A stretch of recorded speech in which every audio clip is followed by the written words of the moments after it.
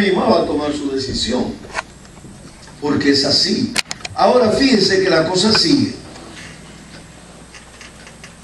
De cierto os digo que todo lo que atéis en la tierra será atado en el cielo. Otra vez digo, que si dos de vosotros se pusieren de acuerdo en la tierra acerca de cualquier cosa que pidiere, le será hecho por mi Padre que está en los cielos. Porque donde están 2 o 3 congregados en mi nombre, allí estoy. Ahora fíjense, yo doy gracias a Dios por la intrepidez de Pedro. Pedro siempre, él estaba, como dice, activo. Pedro siempre, él le gustaba hacer muchas preguntas. Y es una bendición los hermanos que hacen preguntas. Porque expresan lo que sienten. Amén. Amén. Muchas veces usted tiene problemas por dentro y no lo expresa, y es otro problema. Pero es interesante, hermano, que Pedro no se queda callado en esta conversación. Versículo 21, ¿qué dice? Entonces se le acercó Pedro y le dijo: Señor, ¿cuántas veces perdonaré a mi hermano que peque contra mí? ¿Hasta 7? Oiga, Jesús le dijo: no te digo hasta 7, sino aún hasta 70 veces 7. O sea que usted tiene que andar con una calculadora. Me ofendiste, ya van ¿cuántos? 70 veces, 490 veces. Ya solamente el hecho de que usted coja una computadora para calcular, hacer cálculo de las ofensas de su hermano, ya es un indicador que aunque llegue a los 490 no ha perdonado nada. ¿Por qué? Porque lleva cuenta. Y ese es el problema que tenemos nosotros en nuestras relaciones interpersonales. Mira, me ofendiste hoy, pero te recuerda. Y le sacan a uno los trapitos al sol, como dice.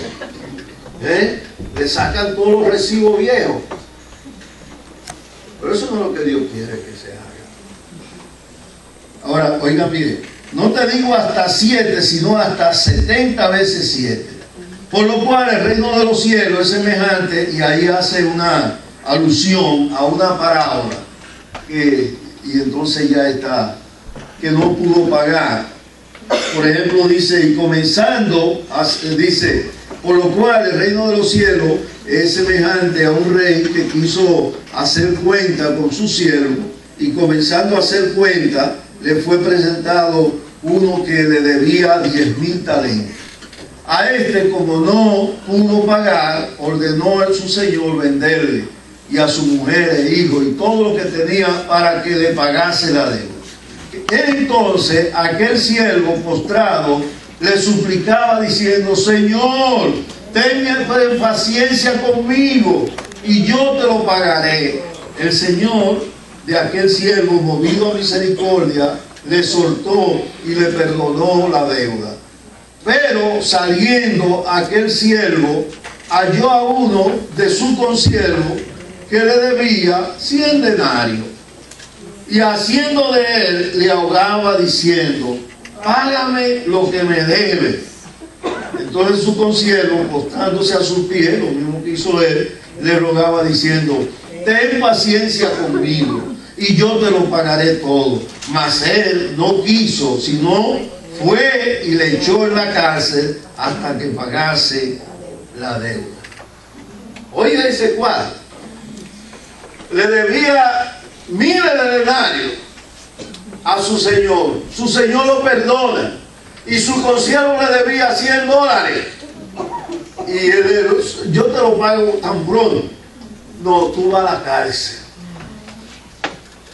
Hermano, pregunta.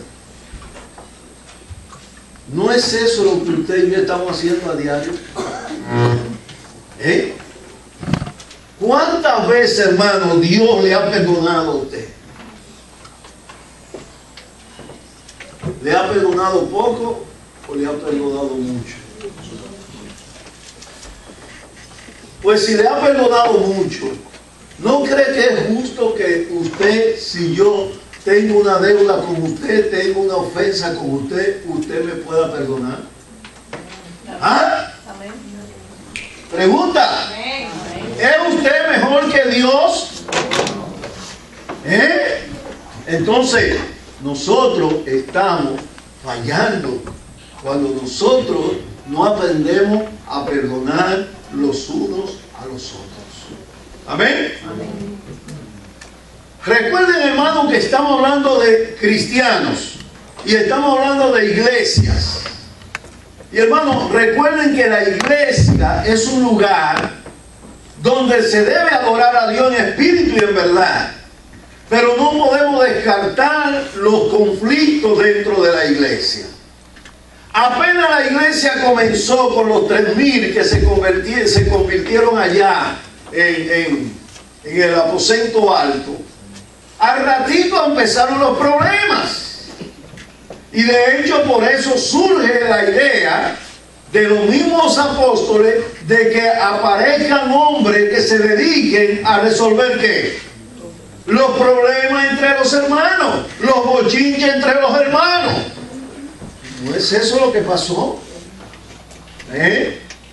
Cuando las viudas hebreas se estaban quejando de las viudas griegas o viceversa.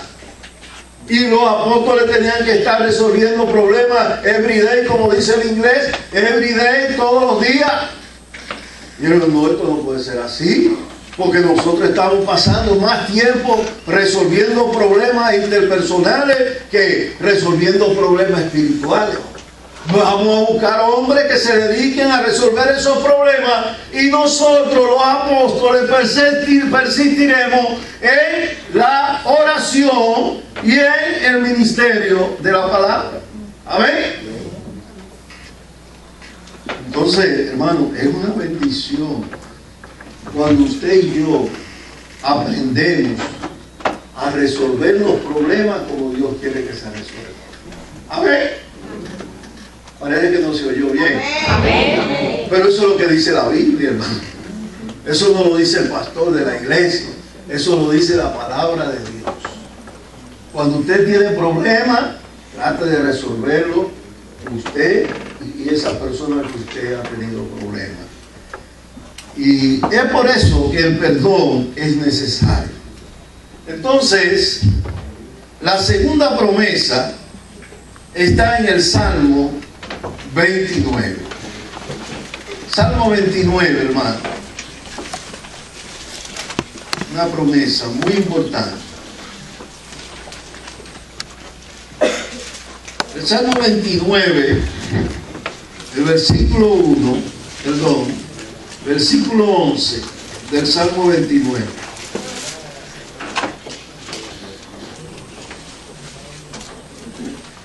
Oiga lo que dice.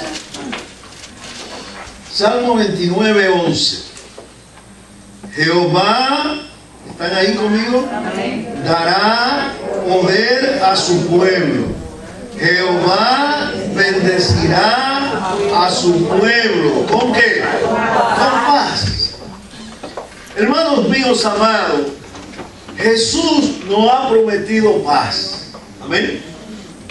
La palabra de Dios dice en el libro de Romanos capítulo 5 versículo 1: justificado pues por la fe, tenemos paz para con quién? Con Dios. Hermano, usted y yo podemos tener paz a través de Cristo. Eso dice la palabra en Romanos capítulo 5. Dios nos habla de la paz. Jesús hizo la paz, hermano. Fíjense qué dice la palabra en Colosenses, el capítulo número 1. Colosenses 1:20. Fíjense qué dice la palabra de Dios. Colosenses está al lado de Filipenses y después de Tesalónica. Pero fíjense qué dice la palabra. En el versículo 20, hablando Cristo, dice la palabra de Dios. Podríamos leer en el verso 19 para tener una idea del contexto anterior. Dice: por cuanto agradó al Padre que en Él, hablando de Cristo, habitase toda la plenitud de la deidad, toda la plenitud. Y por medio de él, o sea, por medio de Cristo, reconciliar consigo cuántas cosas, todas las cosas, así las que están en la tierra como las que están en los cielos, haciendo que la paz mediante la sangre de su cruz. Hermano, qué bendición que si hoy en día usted tiene paz, es producto de que Dios hizo esa paz. Pero la hizo a través de ¿qué? A través de su sangre preciosa que Él derramó en la cruz del Calvario. Es interesante, hermano, que Él hizo la paz entre nosotros. Hermano, ¿sabe usted la importancia de vivir en paz? ¿Qué decía el salmista cuando se iba a acostar? En paz me acostaré y así mismo dormiré, porque solo tú, Jehová, me hace vivir confiado. Qué bendición, hermano, cuando uno no tiene que apelar a la ciencia médica para tener paz en el corazón. Hermanos míos amados, ¿cuál fue el legado que Dios nos dejó a nosotros? ¿Cuál fue la encomienda que Dios nos dejó a nosotros? Fíjense qué dice la palabra en el libro de Juan, el capítulo 14. Juan 14, hermano. El versículo 27, este precioso versículo, oiga lo que dijo el Señor Jesucristo. La paz os dejo, mi paz os doy.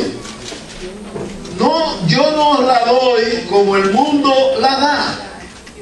No se turbe vuestro corazón, ni tenga miedo. Hermano, es interesante que el legado de Cristo para su iglesia es que vivamos en paz. Dice la palabra que mientras dependa de nosotros, debemos vivir en paz ¿con quién? Con todo el mundo. Y hermanos, si hay hoy en día una gran necesidad en el mundo, es una necesidad de paz. Lamentablemente vivimos en un mundo convulsionado, vivimos en una sociedad quebrantada. Y todo esto es efecto y producto de que el hombre no tiene paz en su corazón. El hombre constantemente está maquinando cosas malas en su mente. Pero cuando usted encuentra a Cristo, hermano, usted encuentra la paz de Dios. Amén. Y hermanos míos, todo esto es producto de lo que Cristo hizo en nuestras vidas. La paz de Dios, su legado es que nosotros vivamos en paz. Su paz sobrepuja todo entendimiento, como lo expresa la palabra en Filipenses capítulo 4, versículo 7. Que la paz de Dios, que sobre qué? Sobrepuja, sobrepasa todo entendimiento, guardará nuestros corazones en Cristo Jesús. Hermano, es una bendición tener la paz de Dios en nuestras vidas. Amén. Amén. Y yo creo, hermano, que como iglesia, usted y yo debiéramos vivir en paz. Amén. Amén. Hermano, en la iglesia no debe haber espacio para que la paz no exista. Pero lamentablemente, hermano, Satanás no duerme. Está constante, activo. Y empieza a sembrar cizaña, veneno, dentro de las iglesias de Dios. Y es por eso que usted y yo debemos aplicar lo que dice la palabra. Sé sobrio y velad. ¿Por qué? Vuestro adversario, el diablo, anda.